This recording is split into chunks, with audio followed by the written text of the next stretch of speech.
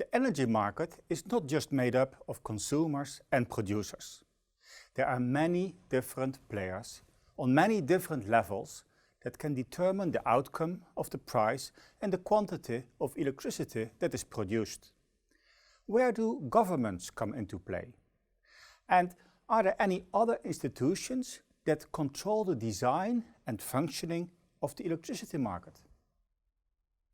The learning objective for today involves understanding the impact of market organization on what happens in the electricity market. Furthermore, we are going to discuss a couple of basic concepts like restructuring, liberalization and privatization.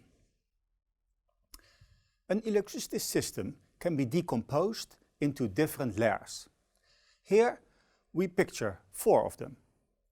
Each layer represents a different perspective to consider. The most basic level is the technical level, here shown on top. The technical level deals with the electricity flows and everything technical in the system. This is what we see around us when we look at an electricity system. Of course, this technical system is embedded in an institutional context.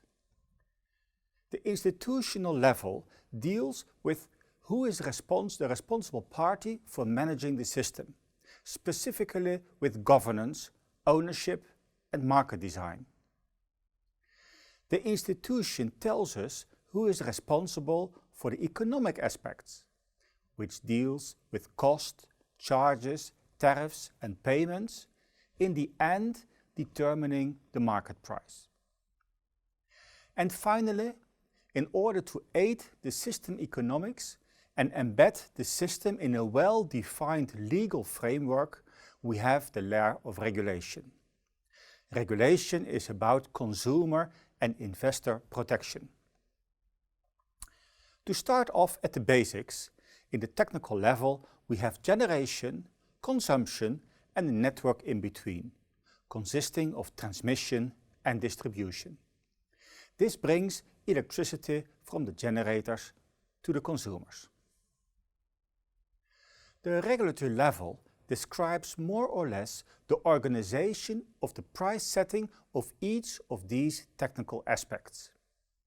When there is a market, there is no need for regulation. The market mechanism guarantees that the proper electricity price is set. The functioning of the electricity market is supervised by competition authorities. So, for the generation itself, this is liberalized in Europe. There's a free market, meaning that there's free entry and exit in the market for generation. Everybody is free to generate electricity and sell it on the market. So, effectively, the market price dictates which generator is running and which generator is not running. When there is a natural monopoly, like for transmission and distribution, the market mechanism will not function properly. Here, there are sector regulators in Europe which regulate access to the electricity network and network use.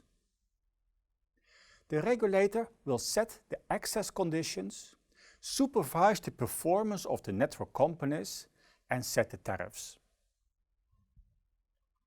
The regulation of each technical aspect then drives the economic level. The final end-user price is the sum of all the costs of the system. So, the cost for the generation reflected by the market price for electricity, which is an hourly price in Europe, plus the cost for network use gives the final consumer price. Finally, on the highest level, we have the institutions.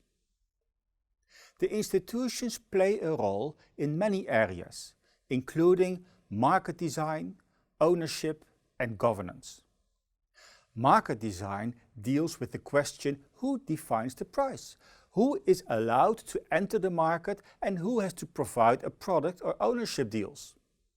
The ownership looks at who owns the assets, who owns the industry. Is it in the hands of the government or private practice? And finally, on the level of governance, we have to ask who guarantees that the proper price is being set.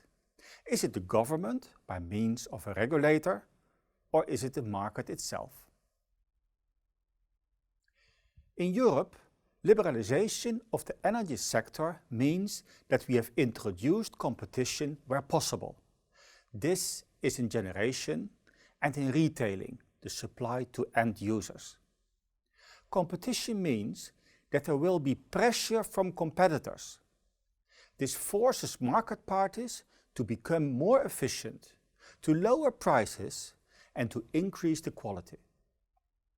Competition makes sure that in the end consumers benefit. Since the networks are a natural monopoly, there still remains one single entity responsible for operation, the network company. And for protecting network users, we need regulation. So far, in this lecture, we have learned how market players and entities within Europe define the market structure. The next step is to question why the European market structure is defined this way. Why did we choose to liberalize in the first place? And why did we not liberalize everything? Why is regulation still needed in many areas of electricity markets?